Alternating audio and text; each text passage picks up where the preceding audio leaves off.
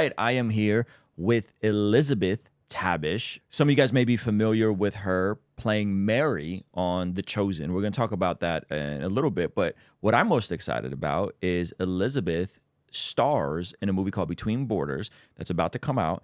And it is a movie that highlights actually how so many Armenians came to the United States as refugees. And I came the exact same way because of the pogroms of Baku in the late 80s. So this is a near and dear story to my heart. Now, we came a little earlier than the family depicted in the film. And of course, we just had Olga on and she shared her story. But Elizabeth, tell me a little bit about your interaction with this film. What was your takeaway from the story and just your overall impression on working on this project? Yeah. Isaac had approached me with this script. It was a couple months before we started shooting. And the second he mentioned that it was a story about an Armenian family, I was so excited and so eager. I'm part Armenian myself, and I've always wanted to help tell Armenian stories, especially immigrant stories. And so it just like it checked all the boxes. I loved the character so much.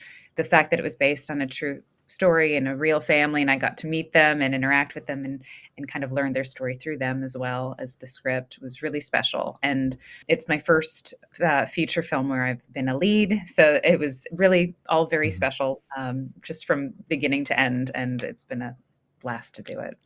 That's awesome. So, what is it like playing a character that is still around and can kind of give you insight? Yeah. I was told there was a potential scene where you guys interacted and Mhm. you requested her, I believe, to be on set. Share a little bit about, because I think, obviously you play Mary in The Chosen, and that's a bit different. But in this, like the person is here, part of the process, telling their story, and you're telling their story through your craft. What was that like? It was wonderful. Yeah, with like Mary Magdalene, it is a historical figure, but there's no immediate feedback of knowing if you're doing it correctly or not. But with this, Violetta was on set. I got to meet her while we were filming a pretty intense emotional scene. And it was just, yeah, she's so warm and so lovely and so kind, and kind of informed me how to continue to play the character with, I think, even more warmth. But there was a scene in the courtroom where I'm retelling some experiences I had as a teacher in Volgograd, of some bullying from the principal and the other faculty, and how learning what Jesus taught of forgiveness and turning the other cheek and loving your enemies changes and transforms the way she interacts with people in the world. The real Violetta was in the room. And so I asked, I was like, can she just stand right there or sit right there?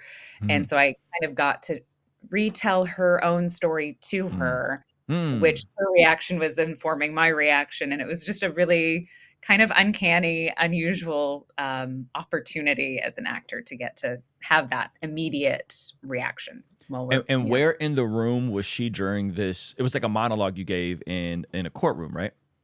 Yeah, so she was sitting, since the cameras were on me on the stand, she was sitting in the courtroom audience, for spectators. So she was just like right past the camera and kind of in Oh my eye wow, line. It was just, yeah, it was really special. that's amazing. Okay, what do you make of just this story specifically, and the obviously like the immense persecution Armenians have experienced for hundreds of years, right? Going back to the Armenian genocide in 1915, but this kind of connects to some of that continued persecution, and what do you make of that?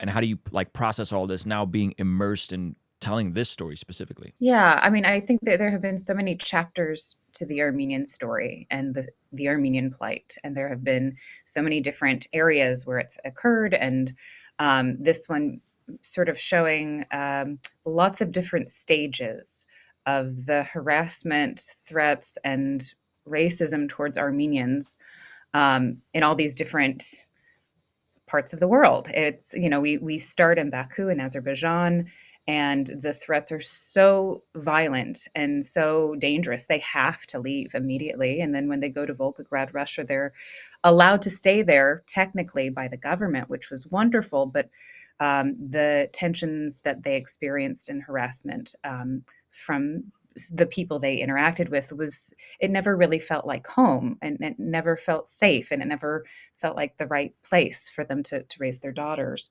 And we even see them struggle with being believed and being cared for in this trial, or this system, during their citizenship trial. And we get some more minor and, I think, insidious forms of bullying, I think, of Mm-hmm. really testing and pushing their story of, if they belong or deserve to come to America. So we just see these different stages, and I think they're a good example and a good illustration of what many Armenian families have had to experience. Probably some of those, or one of those, um, and then there are worse stories that are Mm-hmm. not being told in this particular film, Between Borders, that really deserve to be told as well. And so hopefully that keeps happening. I think the more people talk about it and are aware of it, it's an important thing to pay attention to, and to care about. I'm excited to bring you guys our very first 3-day conference called the Bless God Summit, happening March 27th, 28th, 29th in Southern California. And at this conference, we'll have your very own Preston Perry. Me as an evangelist, I've made it up in my mind that I'm not going to leave people with an excuse not to serve Jesus. Dr. Sean McDowell. If there's one thing Christians should care about, it's truth. Our vision with this conference is to equip, empower, and inspire people to do the work of the ministry that God has for them in this time. And at this conference, we'll have your very own Alan Parr and his wife, Jim Parr. The number one reason, people want to get divorced because they want to find someone else who can make them happy. Now, what they don't realize, they're chasing the wind. John McCrae from What Do You Mean? What you may be shocked, or you may not be shocked to know, is that the majority of Christians in America, they don't know how to articulate the message of the gospel to non-believers. Lila Rose. Love and marriage go together, that sex and marriage go together, that sex can bring life into the world, and that's an amazing thing, that's not a bad thing. Trizzle Fitness. Most people fail at dieting because they're just trying to lose weight too fast. What are you in such a rush for? But where a lot of people get stuck is figuring out what it looks like to walk in that. And so these 3 pillars of our conference will be covering everything from apologetics to family in the home and the marketplace, and how you can lean into those 3 pillars to discover your calling on this side of eternity. Yeah, no, that's great. I think the issue of Armenians, and specifically some of it is alluded to in the movie. There was a meme that I saw posted on the Between Borders Instagram, and they said, like, you're not brown, you're not white, you're not black, and then the response was like, I'm Armenian, Yeah. And so it's like there's a ethnic tension that Armenians are living in, because we're not Arab, and we're not Caucasian per se on the surface level. Right. Yeah. Or European. Yeah. Yeah, or European, or we're really from the Caucasus Mountains, to be technical. Yeah. So, but there's the added layer of being an Armenian from Baku, which is a different cultural experience than being Armenian from Armenia, or Armenian from the broader diaspora. So even as a kid, and then from my personal experience, like, my mother is Russian. She was raised by an Armenian family. So like culturally, all I know is Armenian, Baku.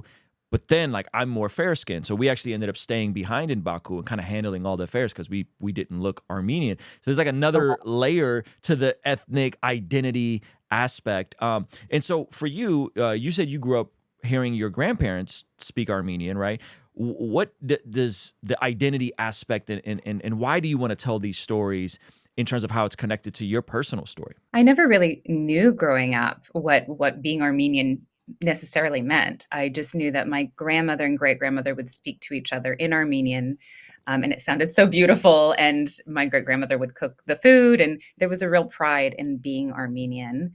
And then I just remember my grandmother getting so excited every time she would meet someone who had some Armenian heritage. And so it was always something very special, but I wasn't really clear on what Armenian people had gone through.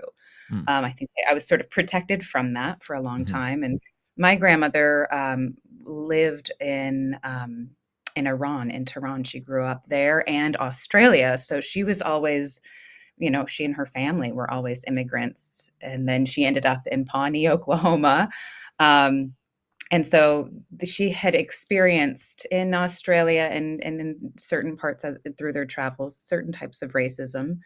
And I think a lot of it is that of like, where do you belong? What do you look like? Because she was mixed as well. And so my great grandmother was Italian and Armenian, and then my grandmother was also German and Czech, as well as Armenian and Italian. So there's just like a lot of cultures that are mixed. And I think there's this sense of like, well, where exactly do you belong in the world? And then to find out why Armenians live in so many different places in the world. Suddenly the story becomes so much more tragic, and I understand why there was a sense of pride for being Armenian, of going through a lot and really trying to come out the other side, and find a new home elsewhere. Yeah. Why would you say people need to go see this movie, support this movie, and how do you hope that it'll activate hope and encouragement in folks who are viewing this? It depends on who you are and what your background is. I think anyone that's watching it that has any sort of family that were immigrants that came to America, depending on what generation, I think if you have any of that in your family, it's going to be this really lovely reminder of what America has promised so many people and has been for so many immigrants. This safe place, this harbor, this melting pot of so many different cultures. It's what makes America so intriguing and so interesting. And sometimes there are tensions that come from that, of course, but there is a promise that it's supposed to be for many people, many different types of people. And I think anyone that's going through their own personal struggles and the idea of what home means, I think the film itself really confronts some of those concepts of, yes, you want to find your home on this planet, of course, to raise your family and to feel safe. But also there's this other element within the film of finding a more a deeper spiritual home, something that is always with you, no matter where you are physically in the world. This sense of faith and hope that it doesn't leave you. Yeah, that's beautifully put. Yeah, I mean, home is where the heart is, right? Not to give like a cheesy Hallmark of platitude. I'm a geek on this sort of stuff. I went to The Chosen season 5, and I asked some of the guys that I interviewed there similar questions. So just personally geeking out. Can you tell me a little bit about the process of making the film? Like how long from when you get the script to when you're shooting? How long does shooting last? What is it? Because didn't you guys shoot in, was it Romania? You guys shot somewhere in near that region, right? Just tell me a little bit about that process and what is it like for you and going out of the country and being away from your loved ones and all of that.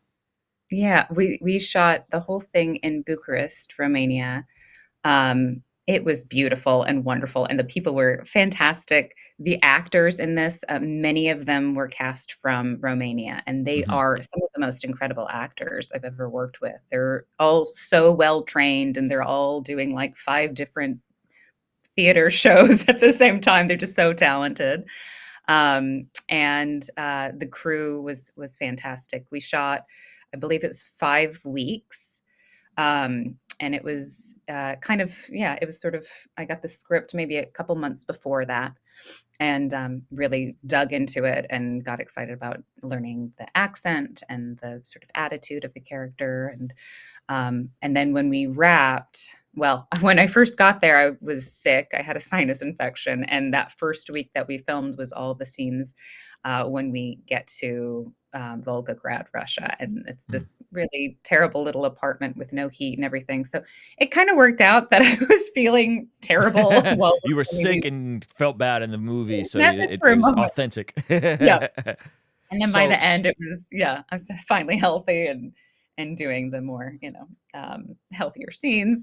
Yeah. And then when we wrapped, my husband and I came back to Cleveland for 3 days before we went off to start filming season 5 of The Chosen. So I had a short little break in Whoa. between. Yeah. And while we were filming, that's when I got the scripts for The Chosen.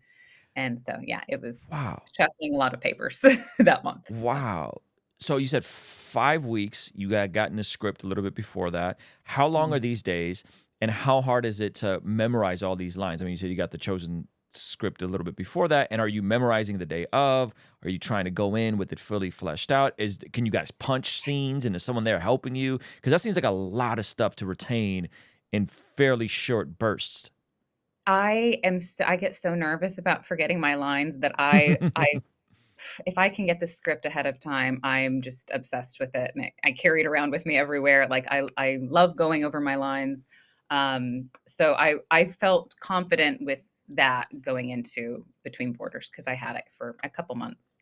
And so I once I got the scripts for season 5 for The Chosen, I think it was like the second week I was there, I started trying to juggle and switch gears and kind of go back and forth between the accents um but I was careful to not jump too far ahead and just try to stay in the world of Between Borders. And there were some changes with some lines on occasion, but for the most part it was pretty much the same. So I felt like I was set up by the team to really be well prepared.